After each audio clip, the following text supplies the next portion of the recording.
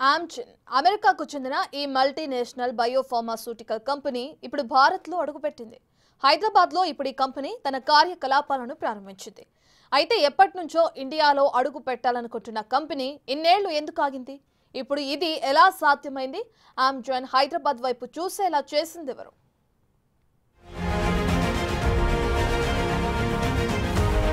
Amgen క్యాన్సర్తో పాటు అనేక అరుదైన వ్యాధులపై పోరాడుతున్న బయోఫార్మాస్యూటికల్ కంపెనీ.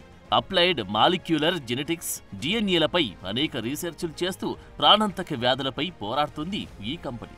బయోటెక్నాలజీ, టెక్నాలజీని రెండింటినీ కంబైన్ చేస్తూ ప్రపంచవ్యాప్తంగా దూసుకుపోతుంది ఆమ్జెన్. ఇలాంటి అంతర్జాతీయ దిగ్గజ ఫార్మా కంపెనీ తన గ్లోబల్ క్యాపబిలిటీ సెంటర్ను ఇటీవలి హైదరాబాద్లో ఏర్పాటు చేసింది. సీఎం రేవంత్ రెడ్డి స్వయంగా ఈ కేంద్రాన్ని ప్రారంభించారు.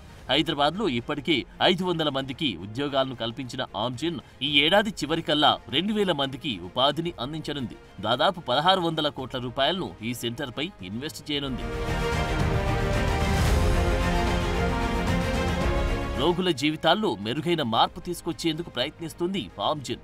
1980లో కాలిఫోర్నియాలో ప్రారంభమైన ఆమ్జెన్ ప్రస్తుతం 100 దేశాలకు విస్తరించింది. మొత్తం 28,000 మంది ఉద్యోగులు ప్రపంచవ్యాప్తంగా పనిచేస్తున్నారు. బయోటెక్తో పాటు అత్యాధునిక డిజిటల్ టెక్నాలజీలు, ఏఐల సాయంతో ఎన్నో వ్యాధులకు మెరుగైన మందులను సృష్టించింది ఆమ్జెన్. ఈ కంపెనీకి చెందిన దాదాపు 36 ఉత్పత్తులు ప్రస్తుతం మార్కెట్లో ఉన్నాయి. అరుదైన వ్యాధులకు మందులు కనుక్కునే ప్రయత్నాలు కూడా మొదలుపెట్టామని, దీనికోసం హైదరాబాద్ జీసీసీ ఎంతో ఉపయోగపడనుందని చెబుతోంది ఈ కంపెనీ.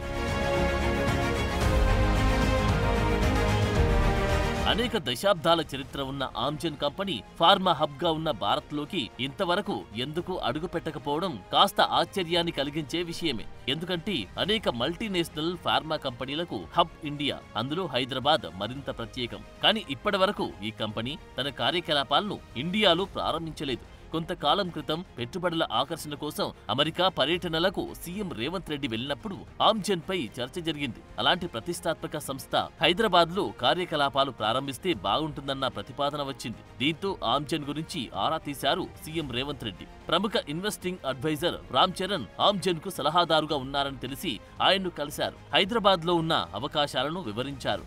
హైదరాబాద్లో కార్యకలాపాలు ప్రారంభిస్తే ప్రభుత్వం నుంచి అందించే సహకారంపై క్లారిటీ ఇచ్చారు. ఈ సమావేశం తర్వాత ఆమ్జెన్ మేనేజ్మెంట్ ను ఒప్పించిన రామ్ చరణ్ హైదరాబాద్లో గ్లోబల్ క్యాపబిలిటీ సెంటర్ ఏర్పాటు అయ్యేలా చేశారు.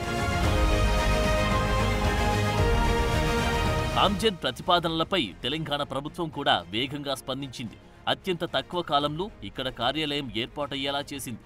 ఆమ్జెన్ ను హైదరాబాద్ కు తీసుకురావడంలో కీలక పాత్ర పోషించిన రామ్ చరణ్ ఎన్నో మల్టీనేషనల్ కంపెనీలకు కన్సల్టెంట్ గా, బిజినెస్ అడ్వైజర్ గా పనిచేస్తున్నారు. రామ్ చరణ్ దగ్గర శిష్యరికం చేసిన వారిలో ఇప్పుడు 12 మందికి పైగా ప్రపంచ ఖ్యాతినిగాంచిన కంపెనీలకు సీఈఓలుగా ఉన్నారు. తెలంగాణలో అవకాశాల గురించి ఆయన తెలుసుకోవడంతో మరిన్ని కంపెనీలు ఇక్కడికి తరలివచ్చే అవకాశముందని భావిస్తున్నారు.